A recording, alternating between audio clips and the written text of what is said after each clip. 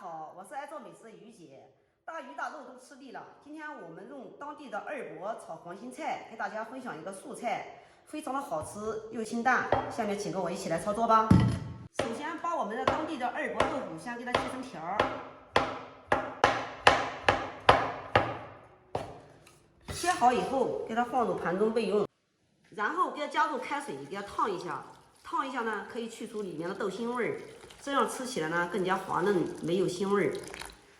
趁着烫豆腐的时间呢，我们把菜给它摘一摘，下面的黄叶、死叶不要。摘好以后，给它放入篮中备用，然后给它倒在清水中，给它清洗2遍。清洗2遍以后，给它捞入篮中备用。顺便呢，我们把葱姜也给它清洗干净，放在一起沥水备用。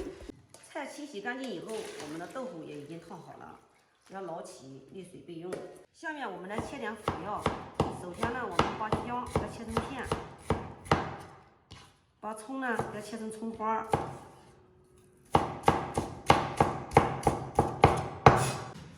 蒜子呢我们给它拍碎。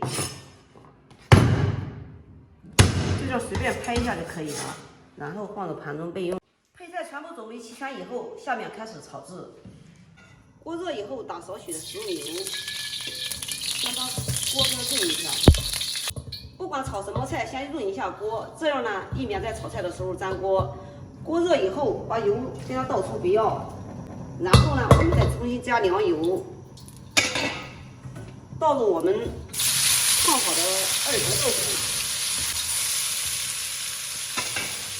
首先呢，不要放盐，因为这个老头啊，一见到盐了，他就不容易上色。再加上一点点的生抽，加生抽呢能提鲜。再加少量的食盐入底味儿，盐一定不要多，多了等一会儿就咸了，因为我们炒菜的时候还要加盐。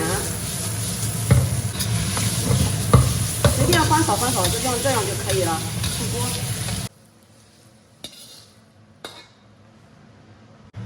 然后往锅里面重新加底油，随后葱姜蒜爆锅，先给它爆香。爆香以后，加入我们洗好的青菜，一定要用大火翻炒，因为大火炒出来的菜既好吃又鲜嫩。刚开始的时候一定不要先加盐，加盐的话容易出水，水分流失，菜就不好吃了。火力比较猛的话，可以在锅边淋一点点清水，这样呢避免青菜糊锅，炒出来的菜呢更加鲜嫩。好，断生以后我们开始调理，首先加一点点的食盐，加一点点黑胡椒粉提味，继续翻炒。翻炒个片刻，把我们炒好的豆腐也给它加进去，继续翻炒。我们第2次开始调味，味精少许，鸡精少许，快速的给它翻拌均匀。翻拌均匀以后，关火出锅。